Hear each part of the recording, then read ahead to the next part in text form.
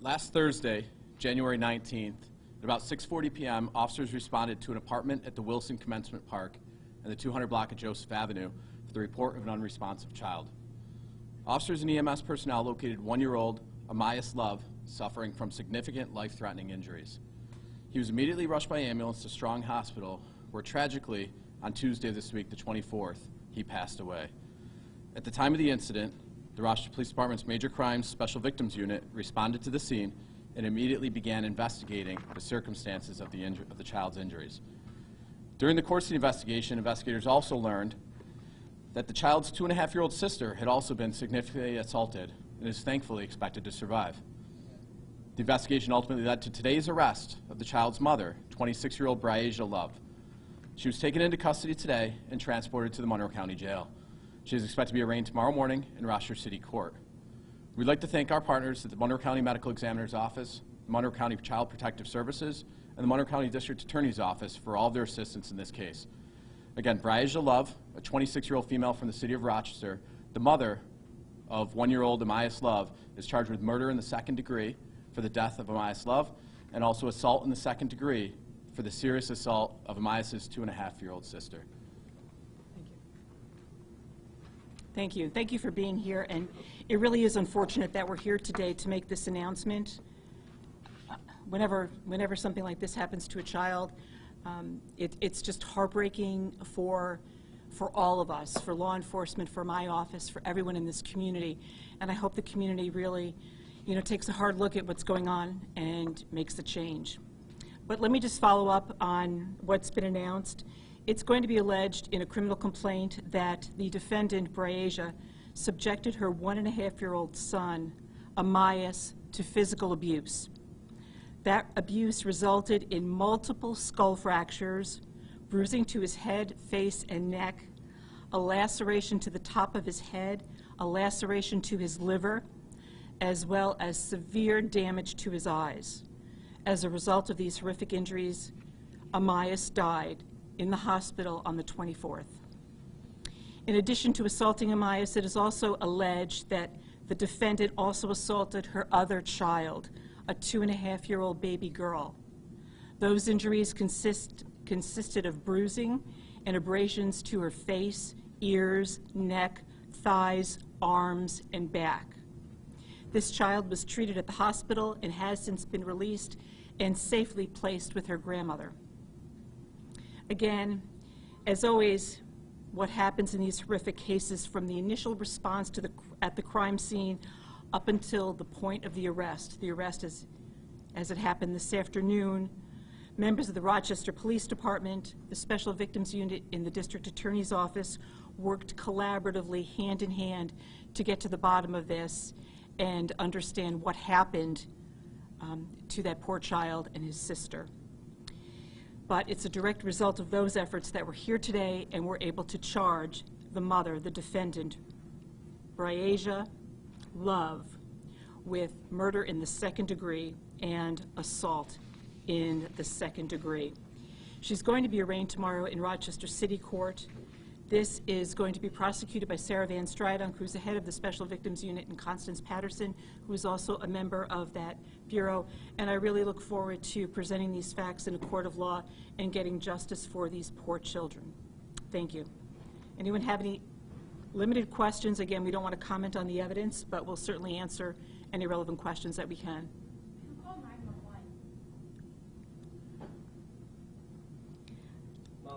911? The mother, sorry, the mother of the child called 911. So we received a 911 call for the report of an unresponsive child, that the child wasn't able to be woken. And that's when officers responded there.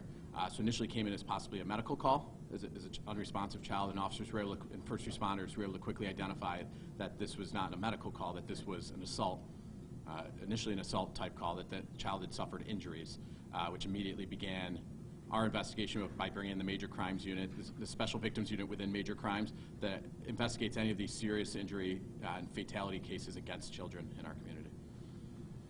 What was her state when you responded? So I wasn't there at the time. I don't have the specifics of what her emotions are. That's something that'll come out in court as body-worn camera and everything else comes out as part of the evidence during the court process. Yeah.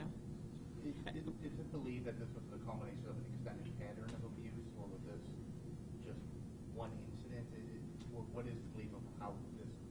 led up to that? Obviously, we can't talk about the evidence and the facts, but you heard the injuries that I just named, and I'll leave it at that and let you draw your own conclusions.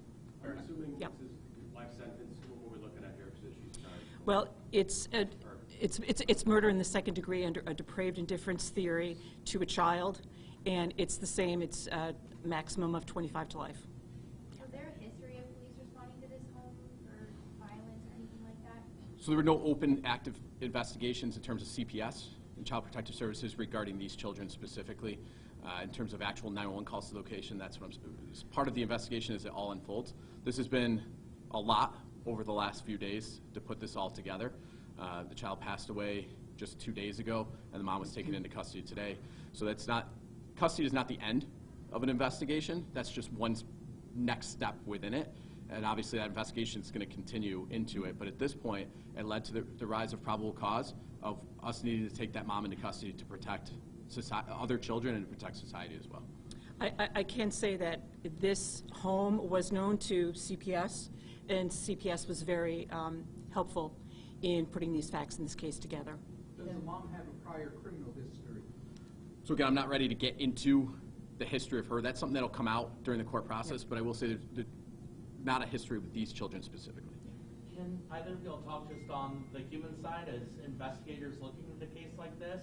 And So this is something that, every day we get up here and we talk about some of the different investigations that go on within the Rochester Police Department.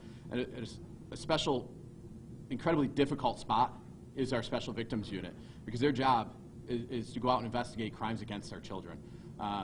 Having children myself, I can't imagine even being in that unit. And I know the investigators personally that are in that unit, and they do have children, a lot of them. And I can't imagine being in the role, the mental side of the role that takes. Speaking with a mother that just killed her child, investigating through that, dealing with a lot of the injuries, it definitely takes a toll on them. Thankfully, we have our Officer Wellness Unit, and thankfully that's a unit that we follow up extensively with to ensure that their well-being. But at the same time, I can't, my position, I can't thank them enough for the work that they do, because that's work outside of the scope or the realm that I would ever be mentally or physically able to do in my position. So I can't thank them enough for, they take the worst of the worst investigations. We're up here talking about one of the most horrific crimes any of us have ever seen or talked about, and that's their job every day. So, certain thanks for them for the necessary but evil at times that they have to deal with. Okay. I would just add the same thing with my office. I know, Sarah Van Stridunk, you're all familiar with Sarah. She does an amazing job. And, it was last year that she just concluded the second case in the tragic death of little 3-year-old Moochie. That was as horrific as these facts appear to be. Is there any insight you can share about what may have led up to this event or what happened in the home before mom called 911? Yeah, and again, it's too early for that. I'm sure a lot of this will be played out in the courtroom. My newsroom is wondering if there's any relation to Anthony Love. Yes, we are familiar with the Love name, but we don't know if there's any blood relation. Any indication from the neighbors of this family hearing anything? So the specifics of who are what witnesses we may or may not have is something we're not going to get into publicly at this point. But I will say that anybody that lives in that area, any neighbors, any witnesses, anybody that would have any information about the mother and these children in regards to specifically the mother and the care or lack of care, especially of these children, but anybody with information on that relationship or anything, I would encourage them to call 911, because while I'm not going to tell you specifically who we have or haven't talked to, there's plenty of people that I'm sure are out there that we haven't talked to and that may have that do have information, right, regarding this family relationship that would help us investigate this further. Because again, as I said, an arrest is just one more step in the investigation. That's going to continue. So again, obviously, I encourage anybody, any neighbors that may have heard stuff, anybody walking their dog in the area that may have heard things coming from the apartment over the last weeks, months, years at this point, please do not hesitate to call us at 911, 301, and talk to our Special Victims Unit investigators. Was there anyone else living at the home at the time, or was it just Raisha and the children? So again, that's going to play out during the court process.